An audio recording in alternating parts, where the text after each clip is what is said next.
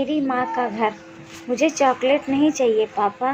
मैंने कहा था ना आपसे, मुझे पैसे दे देना, मेरे गुल्लक को चाहिए। मासूमियत भरे गुस्से से बोली 8 साल की हिया और अपनी जेब से 200 का नोट निकाल कर दे दिया विशाल पापा ने। ये लो, गुल्लक को भी दे दो दादी माँ। प्यार से उसके गाल खींचते हुए बोले पापा। थैंक यू पापा, फिर भी आगे से चॉकलेट नहीं, ओनली पैसे, ओके? समझाने के स्वर में बोली हिया। वैसे इतनी बचत क्यों की जा रही है? अच्छा समझा, बर्थडे आ रहा है इसलिए। अच्छा बताओ, क्या प्लानिंग चल रही है? कहते हैं ना, दूरी में प्रेम होता है। जब तक गांव में थे सास ससुर को भी बहू बेटे दोनों से प्यार था, लेकिन साथ रहने लगे तो शिकायतें भी बढ़ने लगी और नाराज़गियाँ भी। यह तो हर घर की बात है, लेकिन बात कठिन तब हो जाती है जब घर में बच्चे भी हो जाते हैं और क्रोध व बहस की स्थिति में बड़े उनकी उपस्थिति नज़रअंदाज कर देते हैं। आजकल बच्चे होते भी स्मार्ट हैं, कहते कुछ नहीं लेकिन सुनते और समझते सब हैं।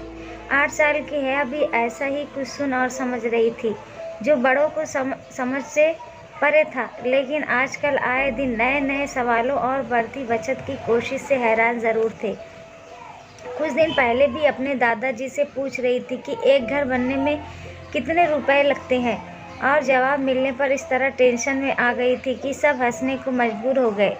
आज तो बर्थडे मनाने से भी मना कर दिया, जो बहुत असामान्य बात है, क्योंकि यह वही हिया है जो जब से बर्थडे का मतलब जानने लगी है, महीना भर पहले से गिफ्ट्स और विशेष की लिस्ट बनाने लगती है।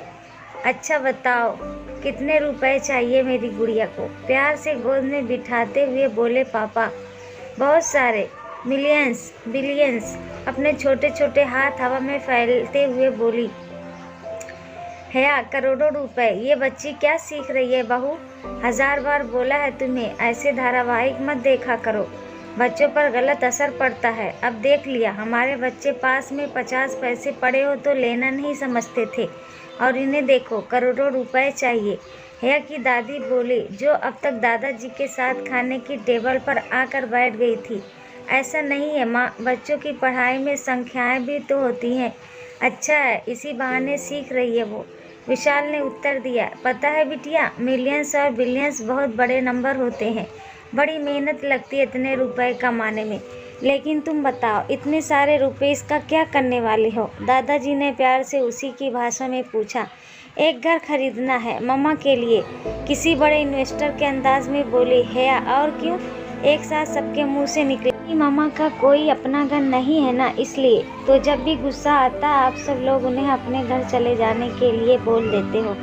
लेकिन घर है ही नहीं तो कहाँ जाएं? मैंने पूछा था उन्हें कि नानी का घर तो उनका है ना, जैसे यह घर मेरा है, लेकिन उन्होंने बोला कि वो तो मामा का घर है, इस तरह उनका तो कोई घर ही नहीं है। इसलिए मैंने डिसाइड किया है कि मैं अपनी मामा के लिए एक घर बनाऊंगी, ताकि जब भी कोई बोले वे वहाँ जा सके और उन्हें वहाँ से कोई निकालने के लिए नहीं कहेगा। बड़ी मासूमियत से बोल रही थी हिया, और सबके चेहरे ऐसे लाल हो गए थे जैसे जोर से थप्पड़ मार दिए हों। तो यह बात है, खुद को संयत करके बोला विशाल। अच्छा यह बताओ, इतनी बड़ी बड़ी बातें सीखी कहाँ से मेरी गुड़िया रानी है? मैं सुनती हूँ जब आप लोग मामा को डांटते हो, वे रोती हैं पर मुझे देखकर चुप हो जाती हैं और कुछ बताती भी नहीं है। लेकिन मेरी मैम कहती है कि मामा भगवान होती है, उन्हें कभी परेशान नहीं करना चाहिए। इसलिए वैसे तो मैं परेशान नहीं करती, लेकिन उनकी यह परेशानी भी तो दूर करनी ज़रूरी है, इसलिए कोशिश कर रही थी। क्या हुआ मम्मा, आप रो क्यों रहे हो? अचानक अपनी माँ के सामने देख कर डर गई हिया। रो नहीं रही बेटू, मैं तो खुश हो रही हूँ कि तुम तो बर्थडे से पहले ही बड़ी हो गई। प्यार से उसे अपनी ओर खींचती हुई बोली शालिनी। ये कैसे भगवान है हिया जो रोने लगती है?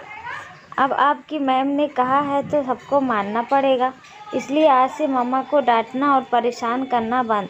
आपको भी नया घर बनाने की ज़रूरत नहीं है, यह घर आपकी मम्मा का ही है, बस हम लोग भूल गए थे। गीली आंखों से हंसने की कोशिश करते हुए बोला विशाल, और खुशी से उछल पड़ी हिया। सच पापा, मतलब मैं अपना बर्थडे मना लूँ?